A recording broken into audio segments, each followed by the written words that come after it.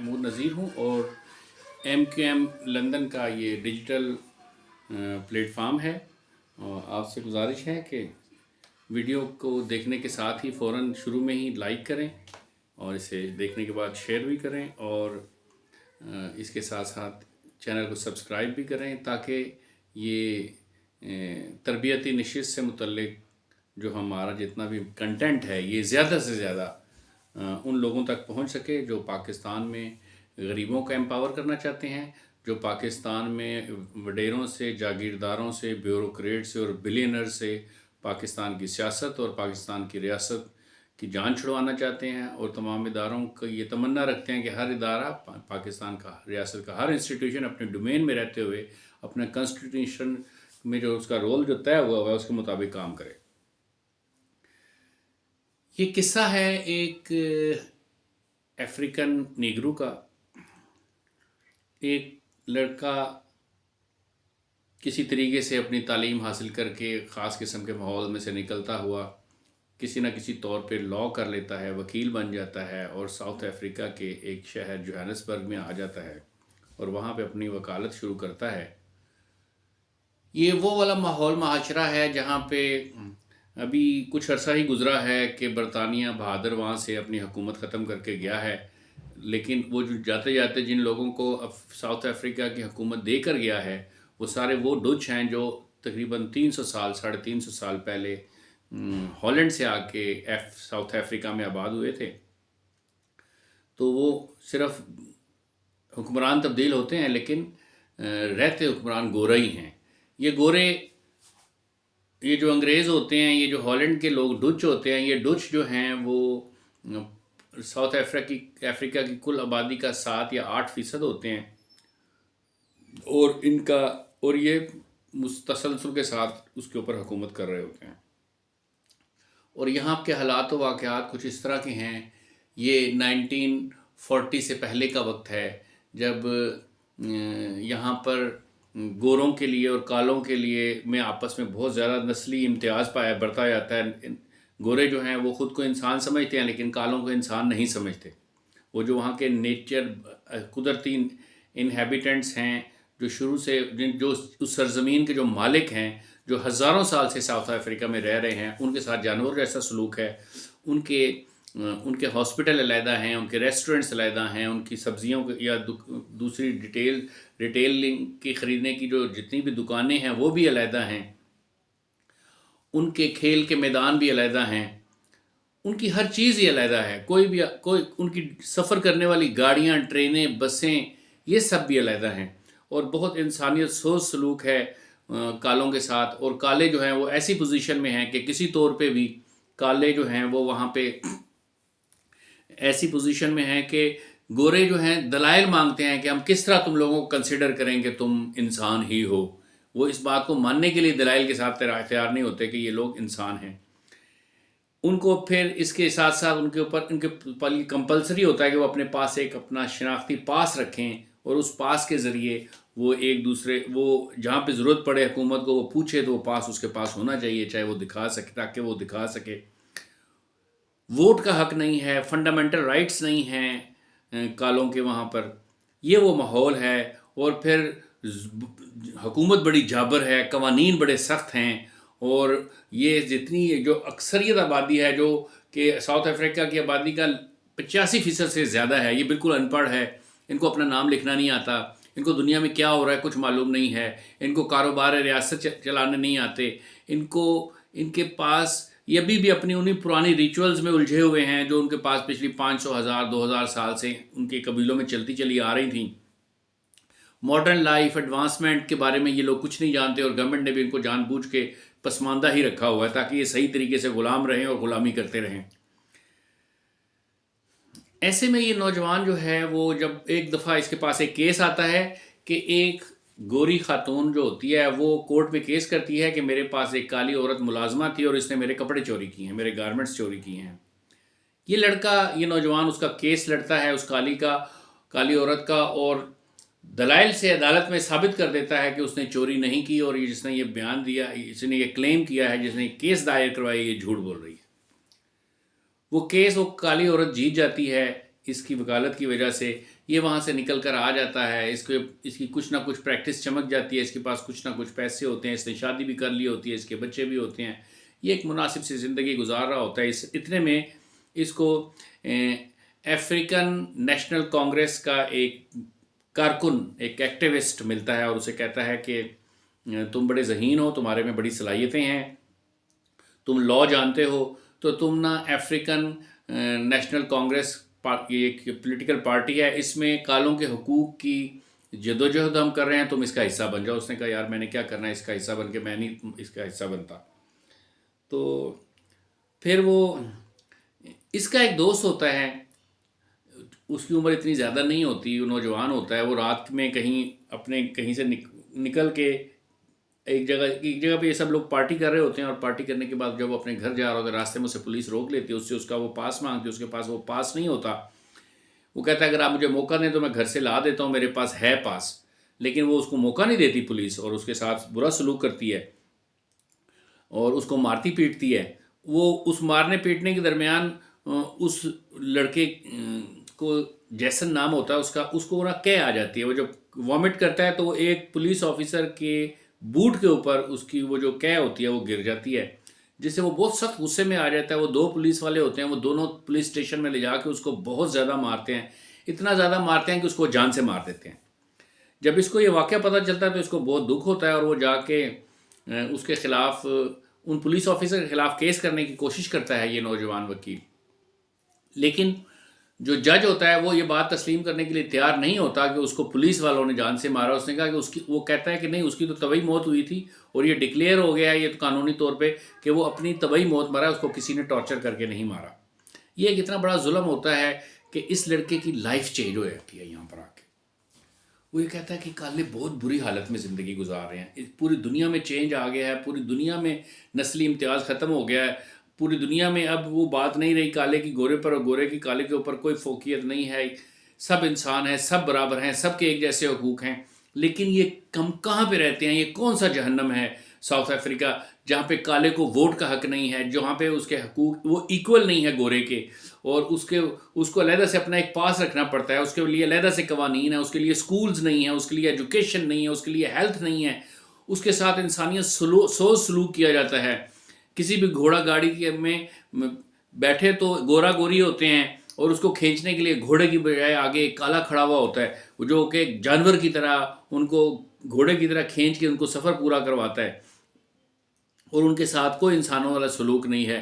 وہ جب بیمار ہوتے ہیں، جب ان کی خوشی ہوتی ہے، جب ان کے غم ہوتے ہیں، جب ان کے کوئی تہوار ہوتے ہیں، وہ سب میں علیحدہ سے کٹے ہوئے ایک طبقے کی شکل میں رہتے ہیں، ایک مظلوم کی شکل میں رہتے ہیں، ایک غلام کی شکل میں رہتے ہیں، جن کی اپنی کوئی تمنا نہیں ہے، جن کا اپنا کوئی خیال نہیں، جن کے اپنے کوئی رائٹس نہیں ہیں، ان کے پاس نہ رائٹ ٹو ووٹ ہے، اور نہ ہی وہ ون ویلیو ون ووٹ کا ان کے پاس اختیار حق ہے، اور نہ ہی وہ رائٹ آف ایکسپریشن ہے ان کے پاس۔ وہ کسی بھی قسم کے پولیٹیکل پروسیس کا حصہ نہیں ہے۔ اس پہ اس کو ایسا لگتا ہے کہ جو افریقن کانگریس ہے، African national Congress political party جو ہے، یہ جو موومنٹ کر رہی ہے، یہ جو سٹرگل کر رہی ہے افریقنز کے لیے، ان کے رائٹس کے لیے، کالوں کے، وہ صحیح کر رہی ہے۔ وہ اس کے ساتھ مل جاتا ہے، اور پھر اس کے ساتھ وہ ایجیٹیشن شروع کر دیتے ہیں۔ اسی دوران ان کو بتایا جاتا ہے کہ جوہانسبرگ میں کہ گورنمنٹ نے ہمارے لیے بسز کے کرائے میں اضافہ کر دیا ہے، اور یہ اضافہ ناقابل برداشت ہے۔ اس کے اوپر وہ پروٹیسٹ کرتے ہیں، اس کے اوپر وہ دھرنا دیتے ہیں، اس کے اوپر وہ ایجیٹیشن کرتے ہیں۔ وہ اس ایجیٹیشن کا حصہ بن جاتا ہے۔ اس ایجیٹیشن میں جب وہ ایجیٹیشن زیادہ ہوتا ہے تو اس ایجیٹیشن کے ریئیکشن میں گورنمنٹ وہ اپنا جو اس نے کرایہ فیئر بڑھایا ہوتا ہے بسز کا، وہ واپس لے لیتی ہے، لیکن دل میں بہت زیادہ خنس رکھتی ہے، بہت زیادہ کینہ رکھتی ہے کہ انہوں نے ہمارا ایک قانون، ہمارا ایک آرڈر واپس کروایا، ان کو ہم نے چھوڑنا نہیں ہے۔ پھر ایک چھوٹی سی معمولی سی بات پہ، ایک ایجیٹیشن کے اوپر، ایک موب کے اوپر پولیس جو ہے وہ سیدھا فائر کر دیتی ہے، جس میں کئی درجن، شاید 100 سے بھی زیادہ لوگ مارے جاتے ہیں، کئی 100 زخمی ہوتے ہیں۔ یہ واقعہ اور اس کے اندر ایک چینج لے کر آتا ہے، اور اس کے بعد وہ افریقن نیشنل کانگریس کے ساتھ مل کر کالے جو ان لوگوں کو یونائٹ کرنا شروع کرتا ہے، مختلف جگہوں پہ تقریریں کرتا ہے، لوگوں کو کنونس کرتا ہے، لیفلیٹس اور ہینڈ بلز تقسیم کرتا ہے، سب کالوں کو ایک پلیٹ فارم پہ لانے کی کوشش کرتا ہے، ان کو پولیٹیکل ایک وزڈم دینے کی کوشش کرتا ہے، ان کو ایک سوچ دیتا ہے، ان کو بتاتا ہے کہ تم بھی انسان ہو، تمہیں بھی ووٹ دینے کا حق ہے، تمہیں اپنی حکومت خود چوز کرنے کا، انتخاب کرنے کا حق ہے، یہ ریاست تمہاری ہے، تمہارے اجداد، تم اسی مٹی کے بیٹے ہو، تم اسی زمین پہ پیدا ہوئے ہو، تم ہزاروں سال سے یہیں پہ رہ رہے ہو، تمہارے آباء و اجداد کی قبریں بھی یہیں پہ ہیں، تو ان کے آثار بھی یہیں پہ ہیں، ہم ان کے نمائندے ہیں، ہماری تعداد یہاں پہ ہالینڈ کے ڈچ جو ہیں ان سے 85-88% سے بھی زیادہ ہے، لیکن ہم کو رائٹ ٹو ووٹ نہیں ہے، ہم الیکٹورل پروسیس کا حصہ نہیں ہیں۔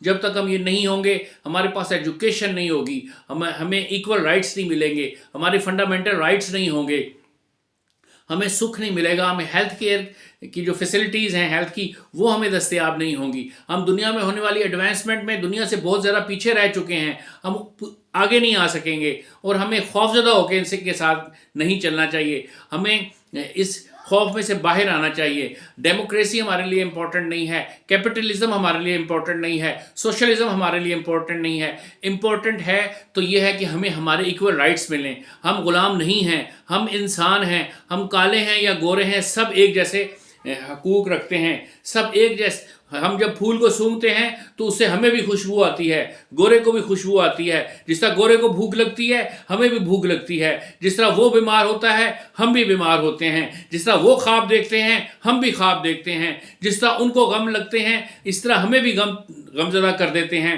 جس طرح ان کی کچھ فینٹسیز ہیں ہماری بھی زندگی کی فینٹسیز ہیں، جیسے ان کی سیلف رسپیکٹ ہے اسی طرح ہماری بھی سیلف اسٹیم ہے، تو ہم اپنے بچوں کو کون سا مستقبل دے کے جائیں گے؟ یہ غلام ابن غلام ہی پیدا ہوتے رہیں گے، یہ مٹھی بھر لوگ ہیں، ان کو انگلیوں پہ گنا جا سکتا ہے، ان کی پرسنٹیج بہت تھوڑی ہے پاپولیشن میں، تو یہ ڈیموگرافک جو نیچرل ایک بلیسنگ ہے ہمارے لیے کہ ہم تعداد میں زیادہ ہیں، اگر ہم یونائٹ ہو جائیں، اگر ہم کسی طریقے سے ان کے خلاف سٹرگل کریں اور اپنے پولیٹیکل حقوق مانگیں تو یہ پولیٹیکل حقوق ان کو دینے ہی پڑیں گے، اور پھر یہ لیڈر بن جاتا ہے، لوگ اس کی بات سننے لگ جاتے ہیں، لوگ اس کی تقریر یہ جو میں نے اس کا پورا پولیٹیکل موقف بیان کیا اس کو سن کے وہ متاثر ہوتے ہیں، وہ کہتے ہیں ہاں مر تو ہم نے ویسے بھی جانا ہے، ابھی ہمیں توپ کا گولہ لگے یا ڈسپرین کھا کے مرنے سے کیا فرق پڑتا ہے، تو کیوں نہ فائٹ کرتے ہوئے مریں، کیوں نہ سٹرگل کرتے ہوئے مریں، کیوں نہ اپنے حقوق کا مطالبہ کریں، ڈیمانڈ کریں، چارٹر آف ڈیمانڈ رکھیں گورنمنٹ کے سامنے۔ چنانچہ یہ ایک دفعہ ایک ساؤتھ افریقہ میں جوہانسبرگ میں ایک جگہ پہ ایک سرکاری دفتر میں ایک بم دھماکہ کرواتے ہیں، مقصد انسانوں کو مارنا نہیں ہوتا بلکہ ایک خبر بنانا ہوتا ہے تاکہ پورے افریقہ میں خبر چلے کہ فلاں جگہ پہ ایک بم دھماکہ ہوا ہے، اور اس بم دھماکے کے پیچھے جو اصل طاقت ہے وہ اس نوجوان کی ہے، اور یہ جو نوجوان ہے اور اس کی وجہ سے افریقن نیشنل کانگریس پارٹی جو ہے پولیٹیکل پارٹی، اس کا نام سب تک پہنچے، سب لوگ جاگیں گے، سب لوگ وجہ پوچھیں گے، سب لوگ فوکس ہوں گے، اور جب یہ سب لوگ فوکس ہوں گے اتنی دور تک ہمارا جب پیغام پہنچے گا تو ساؤتھ افریقہ میں ہر کالا یہ چاہے گا کہ مجھے vote of right of vote ملے، رائٹ آف ایکویلٹی ملے، رائٹ آف ایکسپریشن ملے، تو یہ ایک اور اس کے یہ نتائج سب حاصل ہو جاتے ہیں۔ اسی دوران یہ اپنی ازدواجی زندگی بھی اچھے انداز میں گزار رہا ہوتا ہے، اسی دوران اس کو ایک لڑکی سے محبت بھی ہو جاتی ہے، پھر وہ لڑکی اس کی زندگی سے نکل بھی جاتی ہے، پھر اس کی بیوی بھی اس کی زندگی سے نکل جاتی ہے، پھر اسی دوران یہ ایک اور بھی شادی کر سی زندگی میں ایک اور خاتون آتی ہے، یہ اس کے ساتھ شادی کر لیتا ہے، اور اس کا پہلی والی بیوی سے بھی ایک 2-3 بچے ہوتے ہیں۔ اسی طرح اسی دوران اس کی مرضی کے بغیر جو افریقن نیشنل کانگریس ہوتی ہے وہ ایک اور دھماکہ کرتی ہے کسی جگہ پہ، اور اس میں ایک گورا مارا جاتا ہے۔ اب یہ جو 2 واقعات ہوتے ہیں یہ اس کے بعد پولیس اس کو ڈھونڈنا شروع کرتی ہے، اس سے پہلے کئی دفعہ پولیس سے پکڑا ہوتا ہے، پھر چھوڑا ہوتا ہے، پھر پروٹیسٹ پہ پکڑا ہوتا ہے، پھر چھوڑا ہوتا ہے۔ اب جب یہ پکڑا جاتا ہے اس کو یہ اریسٹ ہو جاتا ہے، جب یہ اریسٹ ہوتا ہے تو اس کے اوپر کیس چلتا ہے، جب کیس چلتا ہے تو پروسیڈنگز بڑی تیزی سے ہوتی ہیں، اور اس کے بعد عدالت اس کو عمر قید لائف سینٹنس عمر قید دے دیتی ہے، اور اس کو 27 سال کی قید ہو جاتی ہے، اور جب جج اس سے پوچھتا ہے کہ یہ جو آپ کو میں نے سزا سنائی ہے عمر قید کی، کیا آپ اپنے جرم کو تسلیم کرتے ہیں؟ آپ کو اس بات کا احساس ہے، ندامت ہے کہ آپ سے جرم ہوا ہے، کہ آپ نے 2 دھماکے کیے ہیں، وہ وہاں پہ اس فیصلے کے ہونے سے پہلے کہتا ہے، اب جب اس کو رائٹ آف ڈیفینڈ دیا جاتا ہے تو رائٹ آف ڈیفینڈ میں وہ پوچھتا ہے، اس جج پوچھتا ہے کہ آپ اپنی دفاع میں کیا کہنا چاہتے ہیں، تو کہا جی میرا کچھ بھی نہیں کہنا چاہتا، میں یہ کہنا چاہتا ہوں جس طرح آپ لوگ سب کرسیوں میں بیٹھے ہوئے ہیں کیونکہ آپ گورے ہیں، کالے کو بھی حق دو کہ یہ کرسی پہ بیٹھ سکے، جس طرح آپ لوگ پڑھتے ہو ان کو بھی حق دو کہ یہ بھی پڑھ سکیں، جس طرح ہم برابر کے انسان ہیں، جو بھی پریویلیجز، ساؤتھ افریقہ ہمارا ملک ہے، آپ لوگ باہر سے آئے ہیں، آپ لوگ انویڈرز ہیں، اگر 350 سال سے رہ رہے ہیں تو ہم 5000 سال سے رہ رہے ہیں، تو ہمارا رائٹ ٹو رول زیادہ طاقتور ہے، اس کے زیادہ دلائل ہیں، لیکن اگر آپ یہ نہیں دیتے تو برابری کے حقوق تو آپ کو دینے پڑیں گے۔ ریاست کو چاہیے کہ ہم کو بھی انسان تسلیم کریں، ہمیں ہمارے پولیٹیکل نمائندے بھی ہمارے کالوں میں سے ہونے چاہیے، ہمیں حکومت میں شیئر دیں، ہمیں رائٹ ٹو ووٹ دیں، ایکویلٹی ہونی چاہیے، فنڈامنٹل رائٹس ہونے چاہیے، اور یہ جو آپ نے کالوں کے پاس بنائے ہیں یہ پاس ختم کرو۔ یہ جو آپ لوگوں نے ہمارے ٹوائلٹس بھی علیحدہ بنا دی، پبلک ٹوائلٹس میں، گوروں کے پبلک ٹوائلٹس میں ہم نہیں جا سکتے، ہمارے لیے سبزی خریدنے کے لیے، ڈاکٹر کے پاس جانے کے لیے، اور کسی ریسٹورنٹ میں جانے کے لیے کالوں اور گوروں کے علیحدہ علیحدہ ہیں۔ اتنا بڑا نسلی تفاوت ہے آپ کے یہاں پہ، تو یہ اس کو میں نہیں مانتا، یہ غلط ہے، یہ آپ ختم کر دیں تو یہ جتنی بھی ایجیٹیشن ہے یہ بھی ختم ہو جائے ان کا۔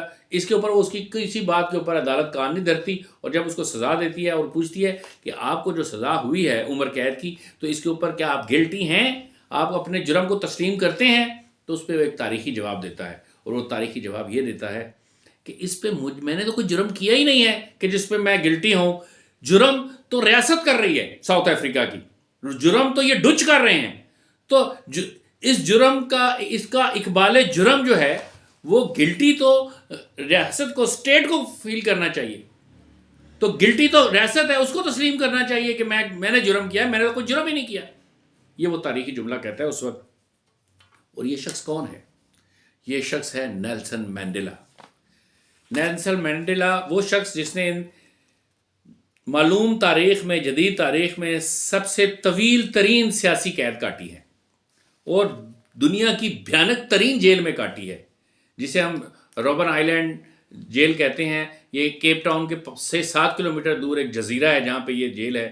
یہ اس میں ہندوستان میں جب آزادی کی تحریک چل رہی تھی تو بہت سارے مسلمان علماء کو اور ایکٹیوسٹ جو لوگ تھے جو کہ انگریزوں کے خلاف سٹرگل کر رہے تھے آزادی کی، ان کو بھی سزائے کالا پانی کیا ہے۔ اس سے سزائے کالا پانی جو کہا جاتا تھا تو وہ اسی کیپ ٹاؤن کے جو روبن آئیلینڈ جیل ہے، یہاں پہ ان کو رکھا جاتا تھا۔ بڑی خوفناک قسم کی جیل ہے۔ اس جیل میں اس نے اپنی زندگی کے 27 سال گزارے۔ اس کا نام کیا ہے؟ اس کا نام ہے نیلسن مینڈیلا، جس کو آج بہت بڑے بڑے دنیا کے پولیٹیشین اس کو اپنا سیاسی مرشد تسلیم کرتے ہیں۔ نیلسن مینڈیلا جو ہے یہ 18 جولائی 1918 کو ساؤتھ افریقہ میں پیدا ہوا، اور 5 دسمبر 2013 کو اس کا انتقال ہوا۔ یہ 1991 سے لے کے 1997 تک، 91 سے 97 تک یہ افریقن نیشنل کانگریس پارٹی کا پریزیڈنٹ رہا۔ اس کی 2 بیویاں تھیں، 7 بچے تھے۔ 95 سال کی اس نے عمر پائی۔ اس نے یہ اس وجہ سے مشہور ہوئے کہ نسلی امتیاز کے خلاف انہوں نے اپنی ساری زندگی جدوجہد کی۔ جب ان کو جیل میں سزا کے طور پہ جب جیل بھیجا گیا تو اس وقت یہ بالکل نوجوان تھے، اور جب وہاں سے نکلے تو یہ بالکل بوڑھے ہو چکے تھے۔ ان کو ان کی رہائی کے بعد جو ایوارڈز ملے ان میں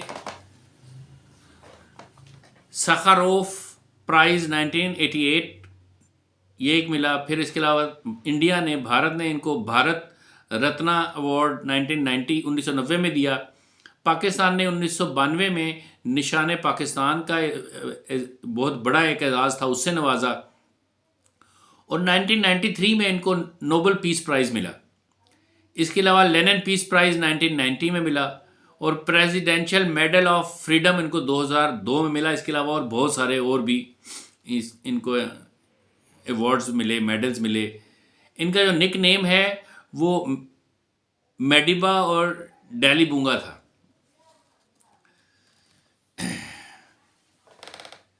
رابن آئیلینڈ جیل میں ایک بہت چھوٹے سے سیل میں انہوں نے اپنی زندگی کے 27 سال گزارے، اور بڑی تکلیف کا وقت گزارا۔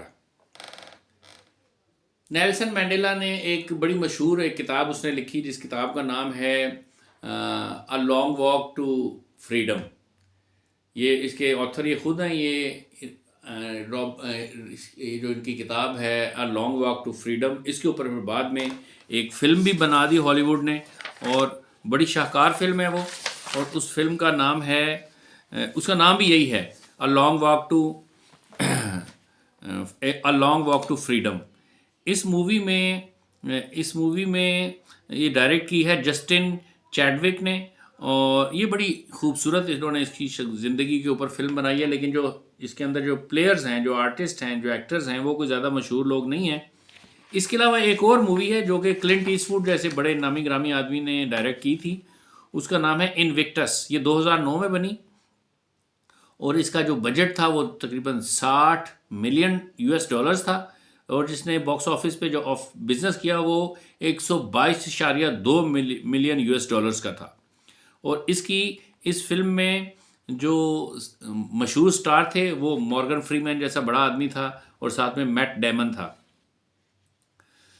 تو یہ دو موویز بھی اس کے علاوہ اور بہت درجنوں میں ڈاکومنٹریز بن چکی ہیں نیلسن مینڈیلا کے اوپر۔ نیلسن مینڈیلا کی بارے میں یہ بھی کہا جاتا ہے کہ وہ جب یہ رہا ہوا تو رہا ہونے کے بعد، دیکھیں ایک بات سن لیجئے، یہ آپ کو ریلیونٹ ہو سکتا ہے نہ لگ رہا ہو کہ یہ میں کیوں نیلسن مینڈیلا کی بات کر رہا ہوں۔ اگر آپ کو نیلسن مینڈیلا سمجھ میں نہیں آئیں گے نا، تو آپ کو نظریہ الطاف حسین بھی سمجھ میں نہیں آئے گا، اور الطاف حسین جیسا لیجنڈ اسٹیٹس مین بھی سمجھ میں نہیں آئے گا۔ جب میں کوئی کمپیریزن نہیں کرنے لگا ہوں الطاف حسین کا نیلسن مینڈیلا کے ساتھ، میں یہ بتا رہا ہوں کہ بڑے لوگ کس طرح کے لوگ ہوتے ہیں۔ جب آپ کو ان کی انڈرسٹینڈنگ ہوگی تو پھر مجھے چند جملے میں جب الطاف حسین کے بارے میں کہوں گا نا، تو وہ آپ کو بڑی آسانی سے اور بڑے بہتر طریقے سے سمجھ میں آئیں گے۔ فرق پتہ چلے گا، ایج پتہ چلے گا آپ کو کہ کیا ہے، پروفاؤنڈ ایفیکٹس آئیں گے اس کے، آپ کی شخصیت، آپ کی سوچ کے اوپر، آپ کا جو پولیٹیکل ایڈیالوجی ہے اس کی انڈرسٹینڈنگ آپ کو زیادہ ہو جائے گی، اگر آپ کو نیلسن مینڈیلا سمجھ میں آ گیا تو نیلسن مینڈیلا جو ہے، اس نے جو جدوجہد کی ہے، جو تکلیفیں سہی ہیں بہت زیادہ ہیں۔ مثال کے طور پہ اس کو کھیر کھاتے ہوئے کسی گورنمنٹ نے رہا نہیں کیا ساؤتھ افریقہ کی۔ ساؤتھ افریقہ کے اوپر 1962 سے 63 سے سینکشنز لگی ہوئی تھیں، یورپ نے، امریکہ نے اس کے اوپر سینکشنز لگائی ہوئی تھی، اور وہ سینکشنز بڑھ رہی تھیں۔ اور نیلسن مینڈیلا کی جو تحریک تھی، جو افریقن نیشنل کانگریس نے ایک جو موومنٹ گورنمنٹ کے خلاف چلائی ہوئی تھی، اس میں ایک بہت وہ زور پکڑ چکی تھی۔ اور اس کی جو دوسری بیوی تھی وہ بھی ایک فلنتھراپسٹ بھی تھی اور ایک سوشل ایکٹیوسٹ بھی تھی، اور اس نے وہ ایک پرتشدد تحریک چلا رہی تھی۔ یہ پرتشدد تحریک کے حق میں نہیں تھا نیلسن مینڈیلا۔ اس کی جو رہائی ہے وہ اس لیے ہوئی کہ انٹرنیشنلی ساؤتھ افریقہ کی گورنمنٹ کے اوپر بہت بڑا پریشر تھا، اور اس پریشر کی وجہ سے، اور یہ پریشر بھی تھا اور ساتھ میں اکنامک سینکشنز مزید لگنے کا بھی پریشر تھا، جس کی صورت میں مکمل طور پہ ساؤتھ افریقہ کی گورنمنٹ جو ہے وہ جو تھے ان کے ہاتھ سے نکل جاتی۔ یہ جو ہالینڈ کے لوگ گورے وہاں پہ آباد تھے، ان کو محسوس ہونے لگ گیا کہ ہماری آبادی بہت تھوڑی سی ہے اور ہم زیادہ دیر تک سروائیو نہیں کر سکتے، ہم اپنی حکومت کو ہولڈ نہیں کر سکتے، یہ حکومت گر جائے گی۔ اس وجہ سے انہوں نے اس کو رہا کیا، ورنہ وہ ظالم قسم کے لوگ تھے، وہ ورنہ کسی صورت میں اس کو رہا نہ کرتے۔ نیلسن مینڈیلا کو جب رہا ہوا تو رہا ہونے کے بعد فوراً 1-2 دن کے بعد اس کا کسی گورے نے انٹرویو کیا، تو اس نے سوال کیا کہ آپ نے اپنی زندگی کے 27 بہترین سال، اپنی ساری جوانی جو ہے آپ نے جیل میں گلا دی ہے، آپ بالکل بوڑھے ہو گئے ہیں، آپ کی لائف ختم ہو گئی ہے، تو آپ کے اوپر جو ظلم و ستم ہوئے، جو ظلم و استبداد ہوا، جو آپ کو ٹارچر کیے گئے، کیا وہ آپ ان کے بارے میں کچھ ڈیٹیلز بتائیں گے؟ تو اس پہ نیلسن مینڈیلا نے اس صحافی کی آنکھوں میں آنکھیں ڈال کے کہا کہ یاد رکھنے کا اور بھلا دینے کا اختیار جو ہے وہ انسان کے پاس ہے، 100% وہ اس کے پاس ہے، اور میں اس اختیار کو استعمال کرتے ہوئے ان تمام چیزوں کو میں نے بھلا دیا، مجھے کچھ یاد نہیں ہے، میں کسی قسم کے اپنے اوپر ہونے والے ٹارچر کا ذکر نہیں کرنا چاہتا، اور میں ان سب لوگوں کو معاف کرتا ہوں. یہ کتنی حیران کن بات ہے. نیلسن مینڈیلا میں جو سب سے بڑا کمال تھا وہ تھی فارگیونیس، کہ اس نے سب کو معاف کر دیا. اس کو اتنی تشدد میں رکھا کہ کیونکہ وہ سمندر کے بالکل جزیرہ سمندر کے اندر ہے جہاں پہ وہ جیل ہے، تو وہاں پہ بہت سردیوں میں بہت سردی پڑتی تھی، اور جو اس کا سیل تھا وہاں پہ بہت نمی پیدا ہو جاتی تھی، بڑا ہیومیڈیٹی اور موئسچر بہت زیادہ ہوتا تھا، جس کی وجہ سے اس کے پھیپھڑوں میں پانی بھر گیا، اور ایک دفعہ آپریشن کر کے اس کے پھیپھڑوں میں سے 2 لیٹر پانی نکالا گیا. بعد میں اس کی ڈیتھ بھی اس کے پھیپھڑوں کی لنگز کی وجہ سے ہی ہوئی. یعنی کہ اس کو بہت ٹارچر کیا گیا. جب جیل میں رکھا گیا تو اس کو کئی دن کئی گھنٹے جو ہے اس وقت وہ جو کالے قیدی آئے تھے ان کو جو جیلر تھا وہ ننگا کھڑا رکھتا تھا، کپڑے نہیں پہننے دیتا تھا. سردیوں میں بھی کپڑے پہننے نہیں دیتا تھا. سردیوں میں بھی 1-2 گھنٹے کھلے آسمان کے نیچے شدید ترین سردیوں کی سرد راتوں میں ننگا کھڑا کر دیا کرتا تھا. نہ صرف یہ کہ بلکہ اس کو ایک خاص قسم کا دلیا جو اس نے مسلسل اپنی زندگی میں کھایا ہے، صبح شام صبح شام صبح شام، وہ اتنا بدذائقہ اور اتنا خراب ہوتا تھا کہ جس کو سن کے جھرجھری آتی تھی. جس جیل میں اس نے وہ وقت گزارا، اس جیل میں ایک گھنٹی لگی ہوئی تھی، بڑا سا گھنٹا لگا ہوا تھا، ٹال سا لگا ہوا تھا. تو وہ صبح کے بریک فاسٹ کے ٹائم پہ، دوپہر کے لنچ کے ٹائم پہ اور رات کے وقت میں وہ گھنٹا بجایا جاتا تھا. انتظامیہ جیل کی وہ گھنٹا بجاتی تھی، اور اس کا مطلب یہ ہوتا تھا کہ فوراً وہاں پہنچ جاؤ جہاں پہ کھانا لگے گا اور لائن لگاؤ فوراً. تو آدمی کوئی بھی کام کر رہا ہوتا تھا، جس حالت میں ہوتا کہ واش روم میں بھی ہوتا تھا، تو اپنے سارے کام چھوڑ چھاڑ کے دوڑ کے آ کے وہاں پر کھڑا ہو جاتا تھا. کیونکہ اگر وہ وہاں پہ اس ٹائم میں، مختصر ترین ٹائم میں ٹارگٹ پہ اس جگہ پہ نہیں پہنچتا تھا تو انتظامیہ اس کو پنش کرتی تھی لوگوں کو، اور بہت برے طریقے سے پنش کرتی تھی. وہ پنش کس طرح کا کرتی تھی کہ وہ جو بیل تھی، وہ بیل ایک دہشت کی علامت بن گئی ہوئی تھی سائیکالوجیکلی. وہ بیل کی اس گھنٹے کا بجنا ہی ایک بہت بڑا ٹارچر تھا لوگوں کے لیے، قیدیوں کے لیے. جب نیلسن مینڈیلا رہا ہوا اور جب وہ پریزیڈنٹ بن گیا تو اس نے اپنے گھر کی کہا کہ کوئی بھی بیل نہیں بجائے گا میرے گھر کی. وہ کسی کی بھی قسم کی گھنٹی کی آواز جو سنتا تھا تو اس کے ہاتھ پاؤں کانپنا شروع ہو جاتے تھے اور دل تیز دھڑکنا شروع ہو جاتا تھا. اس لیے اس نے اپنی پوری زندگی میں اس کے بعد جو ڈور بیل ہے یا کوئی بھی کسی بھی قسم کی بیل جو اس نے بجانے، آپ اندازہ کیجئے کہ کتنی تکلیف کے وہ 27 سال ہوں گے جو اس نے وہاں پہ گزارے. اور ایسے آرام سے کھیر کھاتے ہوئے نہیں گزارے، پتھر توڑتے ہوئے گزارے. 27 سال مسلسل پتھر توڑنے کے کام پہ لگا کے رکھا انہوں نے. اور ایسی جگہ پہ ان سے پتھر توڑوائے جاتے تھے کہ ان کو وہاں پہ ایک دوسرے سے بات کرنے کی اجازت نہیں تھی. اور ایسے لوگوں کو اس کے ساتھ کام پہ لگایا گیا جن کو بولنا پڑھنا نہیں آتا تھا صحیح طریقے سے. اس وقت اس نے 27 سال میں وہاں پہ مسلسل کیا کیا کہ ان لوگوں کو پڑھانا شروع کر دیا. اور پڑھانا کس طرح شروع کر دیا؟ ایک پالیسی پہ عمل کیا، ایچ ون ٹیچ ون. ایک لفظ ہی سکھائیں ایک دن میں، لیکن ایک لفظ سیکھیں آپ، جو آپ نے سیکھ لیا آپ دوسرے کو سکھائیں. اس نے 27 سال میں وہاں پہ وہ لوگ جو انگوٹھا چھاپ، جن کو یہ بھی نہیں پتا تھا انگوٹھا کیسے لگاتے ہیں، ان کو سب کو پڑھا لکھا دیا. ایک چھوٹے ایک 2 لفظ سکھا کے پڑھنا لکھنا سکھا دیا اس نے ان کو. 27 سال میں یہ ایک دفعہ بھی اپنے بیوی بچوں میں سے کسی کو چھو نہیں سکا، ہاتھ نہیں لگا سکا. جب ان کی ملاقات ہوتی تھی تو شیشہ ہوتا تھا بیچ میں، دونوں آمنے سامنے بیٹھتے تھے اور اس کے سر کے اوپر ایک شخص کھڑا رہتا تھا جو اس کی گفتگو کو سنتا تھا کہ یہ کیا بات کر رہے ہیں. 6 مہینے میں ایک خط جو تھا وہ یہ اپنے بچوں کو لکھ سکتا تھا. 16 مہینے اس کی بیوی نے بھی جیل کاٹی. 6 مہینے میں ایک خط لکھ سکتا تھا خالی، اور وہ خط بھی اکثر و بیشتر راستے میں پھاڑ دیا جاتا تھا. ایک دفعہ جب اس کی بیٹی اس کو ملنے آئی تو اس نے اس کو آخری دفعہ تب دیکھا تھا جب وہ 3 سال کی تھی، اور جب وہ ملنے آئی تو اس وقت وہ تقریباً 15 16 17 18 سال کی ہو چکی ہوئی تھی. ایک دفعہ جب وہ ملاقات کرنے آئی، یہ ابھی جیل میں ہی تھا تو اس کا ایک ہی بیٹا تھا، اور اس کی بیوی نے اس کو ایک خط بھیجا، اس کے تک کسی طریقے سے میسج پہنچا کہ میرا وہ بیٹا جو ہے نا کسی ایکسیڈنٹ میں اس کی ڈیتھ ہو گئی. اس کی زندگی کی کل کائنات وہ بیٹا تھا. پھر اس کی ماں کا انتقال ہوا، نہ ماں کے جنازے میں شرکت کرنے دی گورنمنٹ نے، نہ ہی بیٹے کی زندگی میں اس کی جنازے میں شرکت کرنے دی. آپ سوچیں ذرا کہ کس طرح کے تشدد میں رکھا گیا نیلسن مینڈیلا کو، کہ نیلسن مینڈیلا نے ایک دفعہ یہ ریکویسٹ کی جیل انتظامیہ سے کہ آپ مہربانی کریں، جو آپ نے ہمیں نیکر دی ہوئی ہے پہننے کے لیے یہ بہت تھوڑی ہے، ہمیں پورا ایک ٹراؤزر پجامہ دیں تاکہ وہ ہم پہنیں. تو جب پہلی دفعہ ان کو ٹراؤزر دیا گیا پہننے کے لیے باقی قیدیوں کو بھی، تو انہوں نے اس کو سیلیبریٹ کیا. ان کو ایسا لگا آج عید کا دن ہے، کہ ہمیں پہننے کے لیے کیا کیا گیا ہے، پینٹس دے دی گئی ہیں، اب ہم پینٹ پہنیں گے. ٹارچر سیل ہے اس کے اندر. اب تو وہ ساری کی ساری جیل جو ہے اس کو ایک میوزیم بنا دیا گیا ہے، پوری دنیا سے لوگ جاتے ہیں اور اس کو دیکھتے ہیں. جب یہ باہر نکلا اور باہر نکلنے کے بعد اس نے الیکشن لڑا اور الیکشن لڑنے کے بعد یہ ساؤتھ افریقہ کا پریزیڈنٹ ہو گیا. تو جب یہ پریزیڈنٹ ہوا تو بل کلنٹن ایک دفعہ وہاں سے وزٹ کرنے آیا کیپ ٹاؤن، اور کیپ ٹاؤن ہونے کے بعد اس نے کہا میں وہ سیل دیکھنا چاہتا ہوں سر جس میں آپ جیسے عظیم لیڈر نے 27 سال گزارے ہیں. وہ اس سیل میں، اس جیل میں آیا، اس سیل میں آیا جہاں پہ وہ رہ کے گیا تھا. پھر باراک اوباما آیا اپنی بیوی کے ساتھ آ کے، اس نے بھی وہ آ کے جیل دیکھی کہ یہ اسی خوفناک جیل تھی. اور اس جیل کے میں اس نے پھر اپنے جو ہے نا اپنے تاثرات بھی قلم بند کیے، جس میں اس نے کہا کہ ایک عظیم لیڈر جب 27 سال جس نے اس جیل میں گزارا، اس 27 سال کی صعوبتوں نے اس کے ظرف کو کم نہیں کیا بلکہ بلند کر دیا. نیلسن مینڈیلا نے اصل جو کام کیا وہ یہ کہ اس نے کمپرومائز نہیں کیا گورنمنٹ کے ساتھ.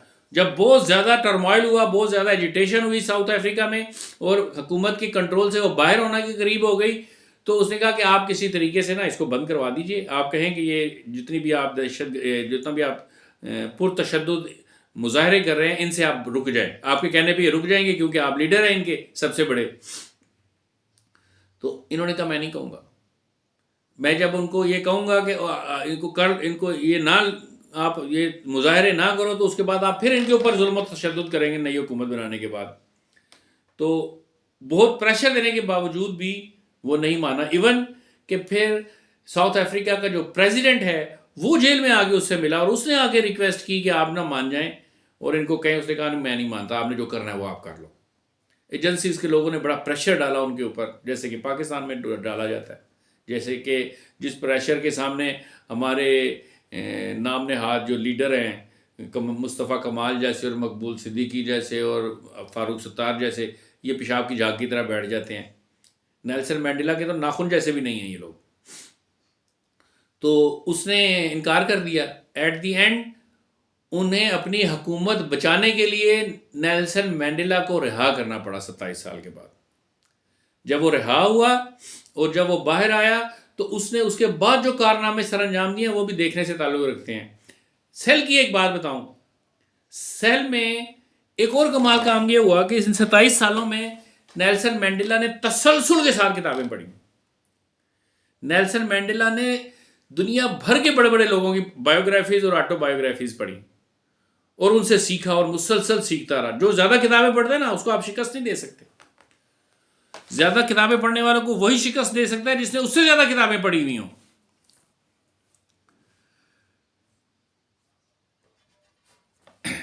پھر جب 2 دفعہ پاکستان کا وزٹ کیا نیلسن مینڈیلا نے اور اس نے بڑا کھلے واشگاف الفاظ میں کہا کہ میں قائد اعظم محمد علی جناح سے بہت متاثر ہوں. میں نے ان کی کتابیں، ان کی جتنی بھی ان پر اچھی کتابیں لکھی گئی ہیں وہ میں نے پڑھی ہیں اور میرے لیے وہ رول ماڈل ہے. بڑی رسپیکٹ دی اور اس نے، وہ بہت متاثر تھا قائد اعظم سے. تو نیلسن مینڈیلا نے جب سیل میں تھا تو جب وہ رات وہاں پہ گزارتا تھا تو وہ بڑی خوفناک قسم کا سیل ہے. اب تو اس کی ڈاکومنٹریز اور ویڈیوز دستیاب ہیں، آپ دیکھنا چاہیں گے تو آپ کو بہت ساری مل جائیں گی. بہت خوفناک قسم کا جیل ہے وہ. اور ہر چیز میں تشدد ہے، اس کے ہر چیز میں تشدد ہے. صرف 7 کلومیٹر دور ہے سمندر، بیچ میں سمندر ہے. 7 کلومیٹر یہ جزیرہ، یہ جیل جو ہے وہ کیپ ٹاؤن سے دور ہے اور اس کی روشنیاں اور وہ پورا شہر نظر آتا ہے. اور اس کی وجہ سے جو 27 سال تک وہاں کے قیدیوں کو ٹارچر ہوا کہ یہ ہمارا شہر، یہ میرے لوگ، یہ یہاں پہ رہنے والے لوگ، یہ روشنیاں، یہ یہاں پہ بیٹھ کے جو آزاد زندگی گزارنے والے لوگ، اور میں یہاں پہ بیٹھا ہوں 27 سال سے. تو اس کو جب کبھی رات کو پیاس لگتی تھی اور وہ کسی طریقے سے آواز دے کے کہتا تھا کہ مجھے پانی چاہیے، مجھے پیاس لگی ہے، تو وہ اس کے سیل میں جو اس کا وارڈن تھا وہ پیشاب کر دیا کرتا تھا کہ یہ ہے، اس کو پی لو. یہ وقت بھی نیلسن مینڈیلا نے دیکھا ہے. لیکن اس نے شکست تسلیم نہیں کی. جب وہ رہا ہوا تو اس نے اس وارڈن کو بھی معاف کر دیا اور بلکہ اس کو کھانے کی دعوت بھی دی کہ آپ آئیں نا میرے ساتھ، ہم اکٹھے بیٹھ کے کھانا کھاتے ہیں. تو نیلسن مینڈیلا سے جو سیکھنے کی باتیں ہیں وہ کئی ساری ہیں. اچھا اس کے علاوہ ایک بندہ ہے بڑا زبردست قسم کی شخصیت ہے، ڈینیل اسمتھ. اس نے ایک کتاب لکھی how to think like Mandela, کہ آئیں یہ سیکھتے ہیں کہ مینڈیلا سوچتا کیسے تھا، ہم بھی ویسے سوچیں. کیسے ہو سکتا ہے کہ ہم ویسے سوچیں؟ مینڈیلا کی شخصیت نے بہت سارے ارتقائی مراحل طے کیے ہیں جیل میں رہ کر، اور نیلسن مینڈیلا ایسے ہی اتنا بڑا آدمی نہیں بن گیا. نیلسن مینڈیلا کو اللہ سبحانہ تعالیٰ نے چکی کے 2 پارٹوں میں سے اس طریقے سے پیس کے نکالا ہے کہ وہ ٹائم اینڈ اسپیس میں سے نکل گیا ہوا تھا. اور جب تک آدمی ٹائم اینڈ اسپیس میں سے نہیں نکلتا نا تب تک وہ بڑا آدمی نہیں بنتا. اور ٹائم اینڈ اسپیس میں سے نکلنا کیا ہوتا ہے کہ آپ کے نزدیک زندگی اور موت برابر ہو جائے، نفع اور نقصان برابر ہو جائے، عزت اور بے عزتی برابر ہو جائے، خوشی اور غم برابر ہو جائے، ان کی کوئی حیثیت نہ رہ جائے آپ کے سامنے. آپ ان سب دائروں میں سے نکل جائیں. جب آپ ان دائروں میں سے نکل جاتے ہیں تو آپ پھر آفاقی ہو جاتے ہیں، پھر آپ یونیورسل ہو جاتے ہیں، پھر آپ ایک لیڈر بن جاتے ہیں، پھر آپ ایک بڑے آدمی بن جاتے ہیں. نیلسن مینڈیلا کی جو سب سے کمال کی خوبی تھی وہ یہ تھی کہ وہ اس کے اندر فارگیونیس، یعنی معاف کر دینے کی بڑی کمال کی صلاحیت تھی. اس نے معاف کرنے میں کبھی بھی انسان کو دیر نہیں لگائی، اور یہ اس کی سب سے متاثر کن خوبی تھی. نیلسن مینڈیلا کی کتاب a long walk to freedom جو ہے اس کو وہ پڑھنے سے تعلق رکھتی ہے. بڑی شاہکار کتاب ہے. آپ ذرا اس بات سے اندازہ لگائیں، ضرورت اس بات کی ہے کہ پاکستان میں ٹیکسٹ بکس میں ہمارے نوجوانوں کو اس کو پڑھایا جانا چاہیے. آپ کو سن کے اچھا لگے گا کہ انڈیا میں میٹرک میں انگریزی کی جو کتاب ہے اس میں a long walk to freedom جو نیلسن مینڈیلا کی آٹو بایوگرافی ہے اس کے 2 چیپٹرز کمپلسری پڑھائے جاتے ہیں. نیلسن مینڈیلا کی شخصیت میں نیلسن مینڈیلا کے میں آپ کے سامنے کچھ اقوال زرعی پیش کرتا ہوں جو اس کے جو اقوال ہیں جو بڑے مشہور ہیں، اس کی جو کوٹس ہیں وہ آپ سنیں. کہ نیلسن مینڈیلا کا ماننا ہے کہ متاثر کرنے کے لیے خود مثال بننا پڑتا ہے. جب آپ خود مثال نہیں بنتے نا تب تک آپ سے کوئی بھی متاثر نہیں ہوتا. اس کے علاوہ جو معروضی حالات ہوتے ہیں ان میں اپنے آپ کو مولڈ کرنا، اس میں اپنے آپ کو سیٹل کرنا یہ بڑا ضروری ہے.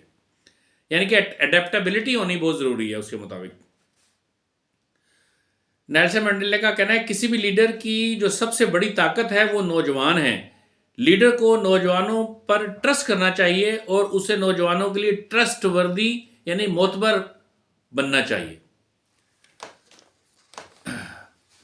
ایک اس کا قول ہے، کہتا ہے مجھے میری کامیابیوں سے جانچنے کی کوشش نہ کریں، مجھے اس بات سے جانچیں کہ میں کتنی مرتبہ گرنے کے باوجود اٹھ کر کھڑا ہوا ہوں. ہر کام سر انجام دیے جانے سے پہلے ناممکن ہی لگتا ہے. پھر اس کا ایک اور قول ہے کہ دنیا کو تبدیل کرنے کے لیے تعلیم سب سے طاقتور ہتھیار ہے. وہ کہتا ہے اگر تم اپنے دشمن کے ساتھ امن قائم کرنا چاہتے ہو تو تمہیں اپنے دشمن کے ساتھ مل کر کام کرنا پڑے گا، پھر ہی وہ تمہارا پارٹنر بنے گا. عمل ویژن کے بغیر محض ٹائم پاس ہے، اور ویژن عمل کے بغیر محض جھوٹے خواب دیکھنا ہے، لیکن بصیرت کے ساتھ عمل دنیا کو تبدیل کر سکتا ہے. پیچھے رہ کر کمان کریں اور دوسروں کو سامنے آ کر کام کرنے دیں. یہ اردو میں ایک کہاوت ہے، کہتے ہیں کہ جو مخلص لوگ ہوتے ہیں نا جب تقسیم انعامات کا موقع آتا ہے نا تو وہ سب سے پیچھے والی کرسیوں پہ، دری پہ، جوتوں والی جگہوں پہ بیٹھے ہوتے ہیں. اور جب گھمسان کا رن پڑتا ہے نا، جب جنگ ہوتی ہے، جب دو بدو اپنے سامنے 2 فوجیں لڑتی ہیں تو وہ سب سے آگے ہوتے ہیں. یہ کہنا چاہتی ہیں یہاں پہ نیلسن مینڈیلا. کہتا ہے عفو درگزر روح کو آزاد کر دیتی ہے، یہ خوف کی ہر قسم کو ختم کر دیتی ہے. یہی وجہ ہے کہ عفو درگزر اتنا طاقتور ہتھیار ہے. جیتتا وہی ہے جو خواب دیکھتا ہے اور کبھی مایوس نہیں ہوتا. پھر وہ کہتا ہے ناراض ہونے کی نفسیات خود زہر پینا کے برابر ہے، اور یہ امید کرنا ہے کہ اس زہر سے دشمن مر جائیں گے. جب آپ ناراض ہی رہتے ہیں نا، ہر وقت رسیرا نگرا رہندے جے، ہر وقت ناراض ہی رہتے ہیں آپ، تو تب کیا ہوتا ہے؟ تب آپ سمجھتے ہیں کہ آپ کے بے رخ ایٹیچیوڈ دکھانے سے، ناراض ہونے سے دشمن مر جائے گا. کہ یہ تو زہر پینے کے برابر ہے. آپ خود زہر پی رہے ہیں تو دشمن کیسے مرے گا؟ آپ ہی مر جاؤ گے اس سے. ناراض نہیں ہونا، ناراض ہونے کی نفسیات میں سے باہر آنا ہے. پھر ایک جگہ وہ کہتا ہے میں کبھی نہیں ہارتا، یا جیتتا ہوں یا سیکھتا ہوں. تو یہ نیلسن مینڈیلا ہے جو میں نے آپ کے سامنے پیش کیا. یہ تو وہ نیلسن مینڈیلا ہے جو پیدا ہوا اور فوت ہو گیا. ابھی تک میں نے جتنا آپ کو سنایا اس کے بارے میں. نیلسن مینڈیلا جب ساؤتھ افریقہ کا پریزیڈنٹ بنا تو اس نے ساؤتھ افریقہ کا نقشہ ہی بدل دیا. اس نے 1995 میں رگبی کا جو پوری دنیا کا کمپٹیشن ہوا تو اس میں ورلڈ چیمپئن بن گئی ہے. اور اس سے پہلے رگبی کی جو ٹیم تھی وہ ساری گوروں پر مبنی تھی. یہ جو انوکٹس ہے نا یہ اسی کے اوپر بنی ہوئی فلم ہے. نیلسن مینڈیلا نے پریزیڈنٹ آف ساؤتھ افریقہ بننے کے بعد اپنی سیکیورٹی میں کالوں کو شامل نہیں کیا, گوروں کو ہی رہنے دیا. اور اپنے سیکریٹریٹ میں جتنے بھی لوگ گورے کام کر رہے تھے کسی کو بھی نہیں نکالا. وہ سب اپنا سامان باندھ کے بیٹھے ہوئے تھے کہ یہ تو اب ہم کو رکھے گا نہیں, ہے سب جگہوں پہ کالوں کو لے کے آئے گا. لیکن اس نے ایسا نہیں کیا. اس نے ہر جگہ پہ لوگوں کے ساتھ ریکنسائل کیا, لوگوں کے ساتھ لوگوں کو معاف کیا, ہر بندے کو معاف کر دیا. کسی سے اس کے پاس ایک راستہ تھا کہ وہ سب گوروں کو مروا دیتا, پھانسیاں دلوا دیتا, سب سے سب کی نوکریاں چھین دیتا, سب جگہوں پہ کالوں کو بٹھا دیتا. اس کو تو شاید بہت تسکین ملتی, لیکن کیا اس کے بعد ساؤتھ افریقہ کو وہ ان پڑھ, جاہل, گنوار, پہاڑوں اور جنگلوں میں رہنے والے جو لوگ تھے جو بالکل تعلیم سے نابلد تھے, وہ ریاست ساؤتھ افریقہ کی ریاست کے بزنس کو چلا سکتے تھے؟ نہیں چلا سکتے تھے. نقشہ بدل دیا اس نے سب کو معاف کر کے. اب میں آپ کے سامنے نیلسن مینڈیلا کی شخصیت پہ وہ کریٹیسزم جو میں کرنے لگا ہوں وہ میں کرنا چاہتا ہوں. مثلا یہ کہ نیلسن مینڈیلا کی اپنی کوئی پولیٹیکل ایڈیالوجی نہیں تھی. Nelson Mandela basically national African national جو کانگریس تھی اس کی جو ایک اسٹرگل تھی جس میں وہ ایکویلٹی چاہتے تھے کالے, کہ ہمیں برابر کے حقوق دیے جائیں اور ہمیں ووٹ کا حق دیا جائے. بس اس کو یہ چاہیے تھا. بنیادی انسانی حقوق بحال کروانا چاہتا تھا وہ. ٹھیک ہے, دنیا میں ری شیپ ہوئے ہیں, اس کے بعد بہت سارے قوانین ری شیپ ہوئے ہیں. میں مانتا ہوں 1973-74 میں 70s کی ڈیکیڈ میں جب ایک بچے کو وہاں پہ گولی مار دی گئی جس نے یہ کہا کہ میں جب وہاں کی گورنمنٹ نے ولندیزی زبان کو, ڈچ کو کمپلسری قرار دی, جیسے ہمارے یہاں پہ بھی انگریزی کمپلسری ہے. یاد رکھیں کبھی بھی پچھلے 5000 سال کی انسانوں کی تاریخ میں کبھی بھی کسی بھی قوم نے کسی فورن لینگویج میں ایجوکیشن لینے کے بعد ترقی نہیں کی. جب ہر کسی نے اسی وقت ترقی کی جب اس نے اپنے سارے علوم جو ہیں اپنی مقامی زبان میں, مادری زبان میں پڑھے. فرینچ نے اس وقت ترقی کی جب فرانسیسی زبان میں سائنس پڑھی ہے, اس نے فلسفہ پڑھا ہے. گوروں نے بھی اسی طرح کی, رشینز نے بھی اسی طرح کی تھی. کسی نے بھی فورن لینگویج پڑھ کر پھر اس میں اس کو پڑھنے کے بعد علوم کو سیکھا اور پھر ترقی کی, ایسا نہیں ہوا. تو نیلسن مینڈیلا کی اپنی کوئی پولیٹیکل ایڈیالوجی نہیں تھی. نیلسن مینڈیلا کے آباء و اجداد نے آپ کے آباء و اجداد کی طرح 20 لاکھ لوگوں کی آزادی کے لیے 20 لاکھ لوگوں کی قربانی نہیں دی تھی. نیلسن مینڈیلا جو ہے اس نے کوئی زندگی میں ہجرت نہیں کی. اس کو نہیں پتا ہجرت کا ٹیسٹ, اس کا فلیور کیا ہوتا ہے. اس نے کبھی بھی زندگی میں ایسا کوئی سلوگن نہیں دیا جس کو ہم کہیں کہ ایمپاور دی پیپل, کہ لوگوں کو بااختیار بنائیں. اس نے تو ایک قوم پرستی کی تحریک کے ایک قوم نسلی تفاوت کے سامنے اب ایک کچلی ہوئی قوم کے بنیادی حقوق کے بحال کرنے کی بات کی. کوئی ایڈیالوجی نہیں دی, کوئی اکنامک پروگرام نہیں دیا. اس نے اپنے ملک میں گوروں کے مسائل کو ایڈریس نہیں کیا. اس نے صرف کالوں کے مسائل کو ایڈریس کیا. وہ گاندھی سے بھی متاثر تھا, گاندھی ازم سے متاثر تھا, جسے گاندھی گیری بھی کہتے ہیں. ٹھیک ہے, اس نے سب سے لمبی سیاسی قید کاٹی, لیکن اس نے لوگوں کو اس بات کے لیے ایجوکیٹ نہیں کیا کہ اس کی پولیٹیکل سٹرگل جو ہے اس میں اس نے کسی بھی جگہ پہ دوسری قوموں اور دوسری زبانوں کے بولنے والے لوگوں کے لیے اس پلیٹ فارم پہ ان کو ویلکم نہیں کیا. اور میں ایک ادب سے عرض کروں, ساری دنیا کے کا میڈیا جب اس کی خوبیاں نکالنا شروع ہو گیا تو پھر وہ اس کے دانت بھی گننے لگ گئے، پھر اس کے بال بھی لوگوں کو اچھے لگنے لگ گئے. پروجیکٹ کیا نا انٹرنیشنل اسٹیبلشمنٹ نے اس کو. تو انٹرنیشنل اسٹیبلشمنٹ نے جب اس کو پروجیکٹ کیا اور اتنے سارے انعامات دیے تو اس کو ایک رول ماڈل بنا دیا لوگوں کے لیے فنڈامنٹل رائٹس کے حوالے سے. تو کیا اس کے بعد جو اس نے رائٹ ٹو ووٹ کا جو اس نے بات کی تھی، وہ جو اس نے ان کو ایکویلٹی کے اوپر لے کے آیا، تو اس کے جانے کے بعد، اس دنیا سے پردہ کر جانے کے بعد، جب وہ فوت ہو گیا، یہاں سے چلا گیا 5 دسمبر 2013 کو، تو کیا آج کالے وہاں پہ خوش ہیں؟ کیا کالوں کو بنیادی حقوق مل گئے ہیں؟ وہ کالوں کو ایسی کوئی نظریہ نہیں دے کے جا سکے، کوئی ایسی ایڈیالوجی نہیں دے کر گیا کہ جس کی وجہ سے ان کے اکنامک حالات یا ان کے اخلاقی حالات بہتر ہو جاتے. آپ ساؤتھ افریقہ میں جا کے دیکھیں، کالا کالے کو مار رہا ہے. وہاں کی میں نے ایسی خوفناک ویڈیوز دیکھی، زندہ آدمی کو کاغذ اور لکڑیاں رکھ کے تو اس کے اوپر پیٹرول ڈال کے آگ لگا دیتے ہیں. ویڈیوز دیکھی ہیں میں نے اس طرح کی. اور وہاں پہ اس طرح کے نسلی فسادات اب کالوں کے ساتھ ہیں، وہ پھوٹتے رہتے ہیں، اب قبیلے آپس میں لڑتے ہیں. مختلف شہروں کے لوگ وہ کہتے ہیں تم لوگ انویڈرز ہو، باہر سے آئے ہو، تم لوگ امیگرینٹس ہو، اور ہم لوکل ہیں یہاں کے. اب وہ ان کے اندر سے وہ چیز ختم نہیں، اور وہ کام نہیں کرنا چاہتے. ساؤتھ افریقہ میں آپ دیکھیں کہ دنیا نے کہاں سے یہاں سے گئے ہیں میمن، پتہ نہیں کتنی ترقی کر گئے ہیں. وہاں پہ کروڑوں اربوں ڈالر کے مالک ہو گئے ہیں. وہاں پہ اتنے بڑے بڑے بزنس ہیں. وہاں پہ جوہانسبرگ میں آپ چلے جائیں تو جوہانسبرگ کا موسم ایسے ہی ہے جیسے مری کا موسم ہے. پھل بڑے مزیدار ہیں، موسم بڑے کمال کے ہیں، ترقی کے بہت چانسز ہیں. لیکن باہر کے لوگوں کے، گوروں کے لیے نہیں ہے، کالوں کے لیے نہیں ہے. کالے وہاں پہ کیا ہیں؟ کالے ابھی لوٹ مار. آپ جتنا مرضی ان کو سکھائیں کہ آپ کام کرو، ان کو جتنا مرضی موٹیویشن دیں، وہ کام نہیں کرنا چاہتے.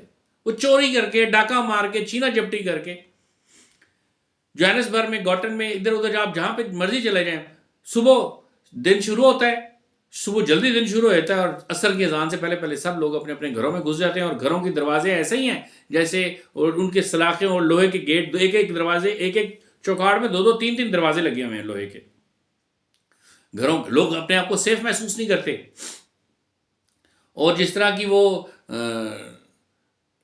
جو جیل ہے اس کی، روبن آئیلینڈ جیل جو ہے، اس طرح کی سلاخوں کے دروازے ہیں لوگوں کے گھروں کے، عام لوگوں کے گھروں کے.